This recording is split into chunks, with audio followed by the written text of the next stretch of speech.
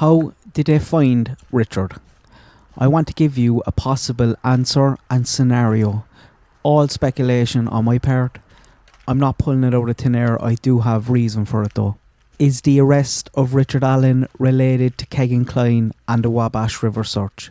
It looks that way, doesn't it? And Doug Carter kind of confirmed it by saying the info on Kegan Kline and the Wabash River search is in the probable cause affidavit for the search on Richard Allen's home. Here's a clip from, this is actually a short that Fig Sols uploaded yesterday with the clip.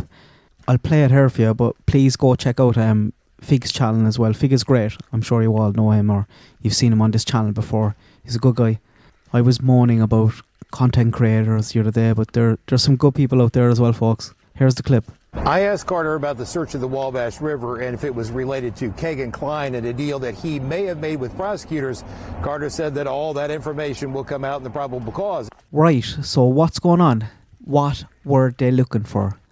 Did they find it? I mentioned in a past video that I heard they were looking for a knife and a phone, or at least that's what Kegan told them.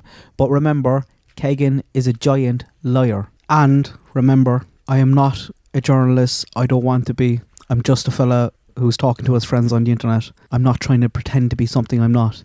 I don't have two sources for this information. I have one that I put a bit of weight in. But the biggest problem of all is this is all Kegan's words. This is all what Kegan told investigators. And Kegan is a giant liar. His words can't be trusted. But allegedly, Kegan told them that he threw a knife and a phone into the river. Kegan is a liar, but they also had at least 12 people searching that river for weeks. So they believed him. And Kegan cannot do a deal without actually giving them something. So it's in his best interest to tell the truth for once in his life. Did they find anything? Murder Sheet, Anya and Kevin came out and said from what they knew, they didn't find a murder weapon. So what I took from that is they didn't find a knife in the river. Were they looking for something else? Did they find it? I'll play that little clip from Tom Webster's channel. It's sped up just a little bit because they're talking a bit slow, but Tom has really good stuff on Delphi also, folks. Please check out his channel, and I leave a link to the full video. It's a long video that I'm going to play here down below. So somebody wants to know, did they find anything in the search? They did not find. They did not find like a murder weapon or anything dramatic, but it's possible that they may have found other things that in some way corroborated the story. Yeah, just because not necessarily, something so dramatic is found doesn't necessarily mean that it was a waste of time necessarily. Sometimes you have to, cross things off, but also sometimes you have to, maybe find other things. But we don't really. We wish we knew more. So what did they find? Because we know there was a feeling of confidence that they found something. Is it possible they found a burner phone that can be tied back to Richard? Just speculation on my part, but here's the scenario.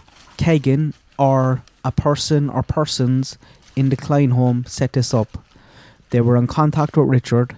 They got a burner phone because they weren't going to take any of the smartphones with them. They were onto Richard, whatever way they were communicating with him. And remember, a burner phone won't have Snapchat or apps like that these creeps were using. Whatever app it was, you're going to need a smartphone for that.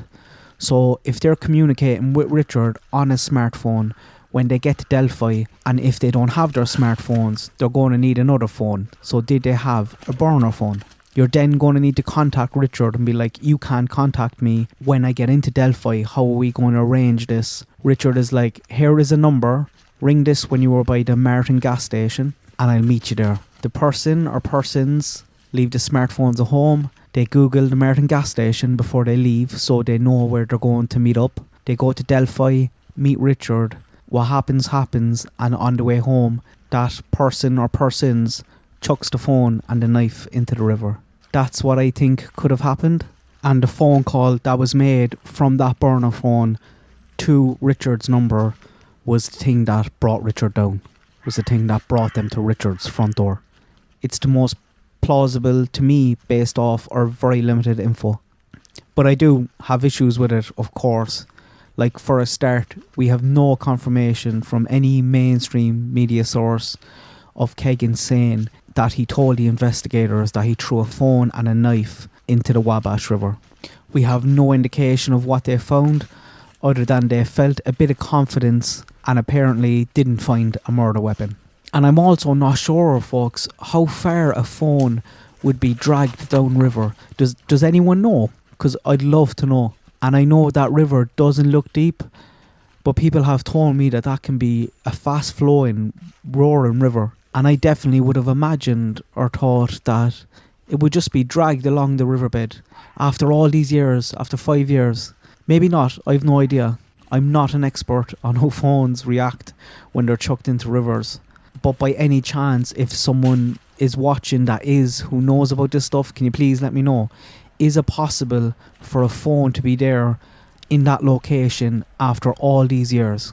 Another reason that puts me against this is Richard not freaking out and burning everything when Kegan's face came up on his screen last December. I talked about that in past videos. Why didn't Richard get rid of everything?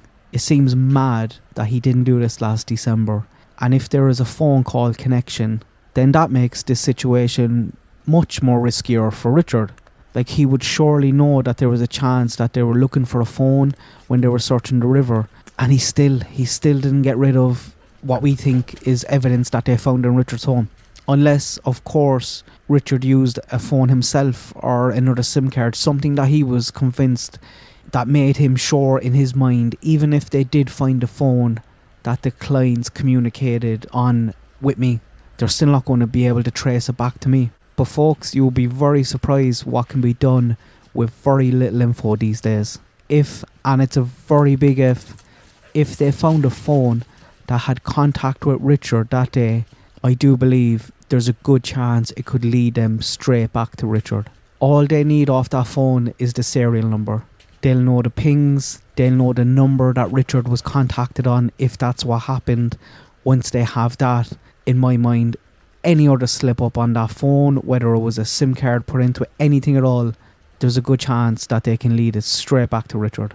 I think that's a possibility. I think that's a good chance what happened.